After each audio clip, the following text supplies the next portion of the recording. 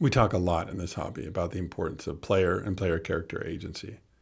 But when the GM and the players trust each other, reducing player agency and not allowing them to use the full range of their player character's abilities can lead to some amazing gameplay. Let me explain what I mean. First, what do I mean by agency?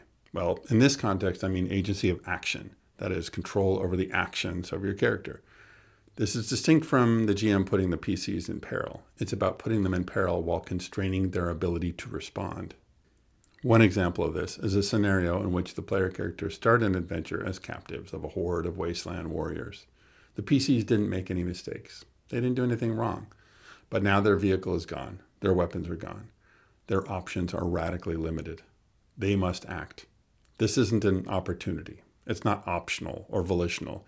They aren't delving into the ruins of the necromancer's castle for fame and treasure. This isn't an expedition. They don't get to plan ahead of time. They don't get to weigh the risks or do anything to stack the odds in their favor. The adventure is upon them whether they want it or not. They have no choice in the matter. But hey, life isn't fair. As much as we'd like to impose our will on the world, usually it's the world that's imposing itself on us. What matters is how we react to those impositions. And this applies to many of the most compelling characters in adventure fiction. For example, in Fury Road, Max wasn't looking to help anyone, much less help them take down Immortan Joe. He just got hunted down and turned into a blood bag. From there, he had to make a series of decisions about how he'd escape and what he was or was not willing to do in order to get out of danger. What started as pure survival became an epic physical and emotional journey. Bringing this back to tabletop role-playing, you can narrow the player agency and in so doing plant the seeds of awesome adventures. But if your players think you're limiting their agency arbitrarily and giving them only a single narrow path to survival, they'll just pack up their dice and tell you to fuck right off. And rightly so, because while that sort of setup may make you feel clever as a GM, that's really more about your ego than it is about cultivating vivid drama. So yeah, trust is vital when you're reducing player agency. And if you haven't already built up that trust over many game sessions, and maybe even then, you'll need to be explicit with them to assuage their fears and help them into the right headspace. Ideally, you want to do this at the start of the campaign, when you're all confirming what everyone wants and doesn't want in the campaign. First, tell them there will be no arbitrary PC deaths. Nobody's going to die from a war boy deciding to just kill a helpless captive. Could a PC die from doing something stupid? Absolutely. But the point of limiting player agency is not to kill off PCs. It's to heighten dramatic tension.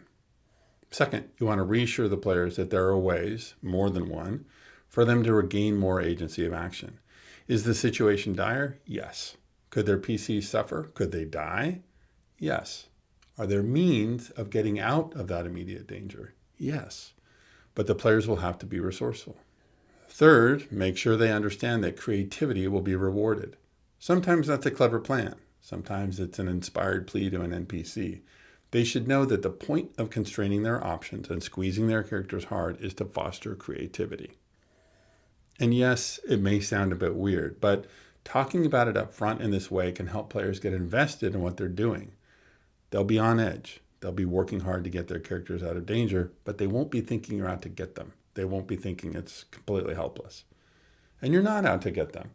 As a good GM, you're a fan of the players and their characters. You want them to succeed, but you also want them to go through the ringer. You want their limits to be pushed. You want the players to feel off balance and uncertain of what comes next.